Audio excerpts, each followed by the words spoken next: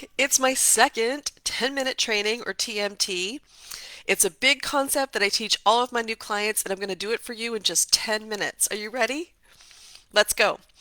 We're talking about the inner critic, that negative voice in your head, that negative, disempowering, critical voice that says stuff like, not so fast, or who do you think you are? You can't do that, or it'll never work, or even more toxic and even kind of like abusive language, like, you're not good enough, you're a failure, self-shaming, body shaming, you're always late. You're a hot mess. There you go again. You always make mistakes. Why would we do this to ourselves? I know why, and I'm going to tell you quickly. It's because it's how we were socialized. Not that our parents told us that we were bad, but we learned from a very early stage how to move away from pain and how to move toward pleasure.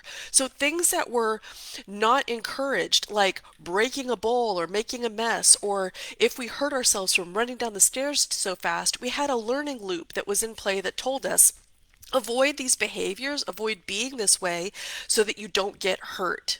That is the only reason why our inner critic is here. I call it a saboteur. It's here to help you prevent getting hurt.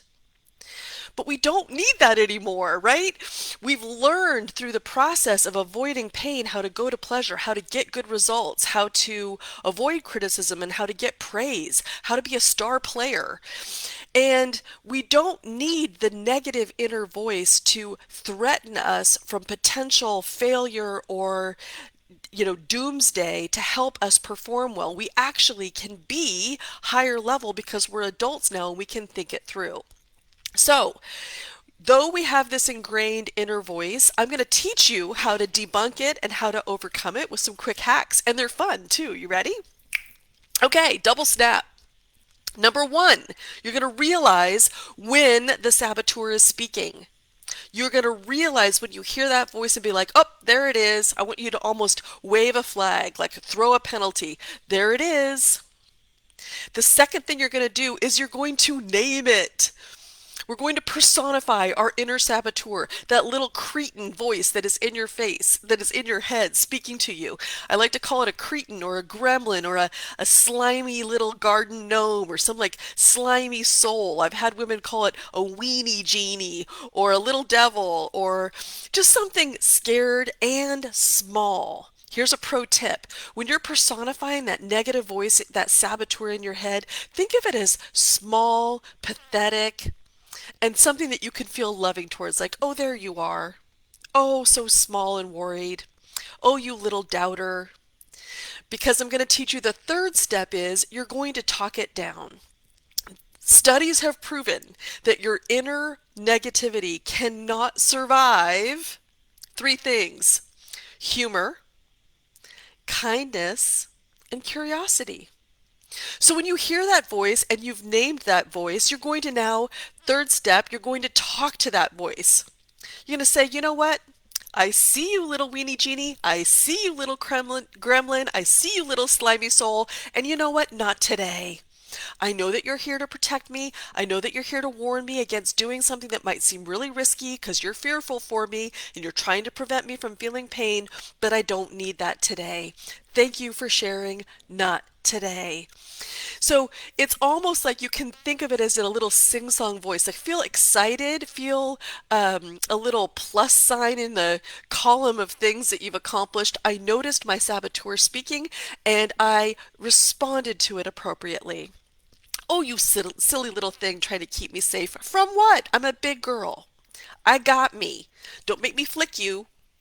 Who asked you for your opinion? Those are kind of ways in which we can talk ourselves down from the saboteur and see it as just a negative energy in our head. It's not us. It's a little sliver piece of us trying to keep us safe, and we can separate the higher version of ourselves off from that negative, small, slimy space and talk it down.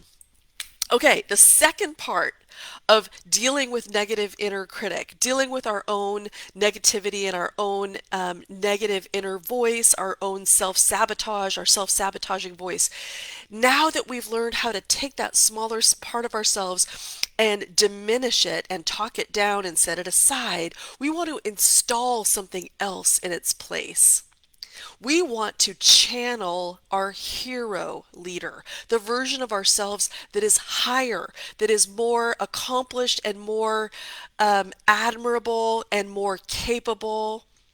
So I like to encourage women who are in my training groups to imagine their hero leader, somebody that they look up to, an artist, an activist, a trailblazer, a historical figure, somebody that they revere as somebody that they would follow, somebody who has follow me type energy.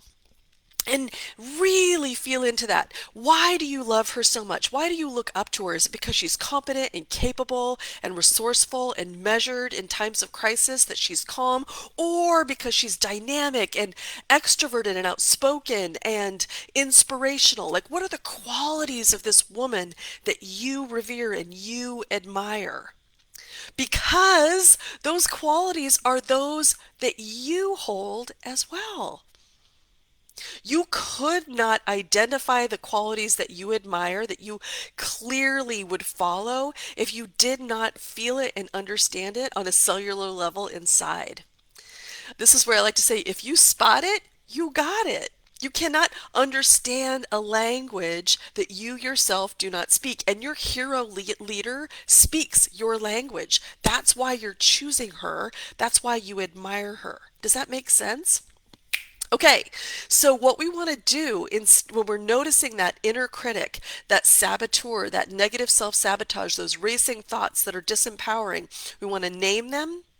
We want to lovingly, with curiosity, with humor, speak to it like, oh, you silly little thing, why are you here today? I don't need that energy. I lovingly see you and know that you're here to help me, and not today. And instead, we reach for that higher energy of our own inner icon and ask, what would she have me do in this moment? How would she encourage me in this moment? When she sees me in all that I am trying to be, how might she speak to me? This is the energy of us finding our higher selves and being guided by that stronger, more positive energy that is expansive, that is creative, that thinks in the levels of inspiration and in problem solving and in creativity, that isn't marked by trying to fear bad results or run away from pain. There are two totally different energies, and when you're reaching for your icon energy, you're in that spirit of creativity. So that was within 10 minutes. What did you think of this short training? I would love to hear your thoughts, so give me a post below and look for more coming up tomorrow. Bye for now.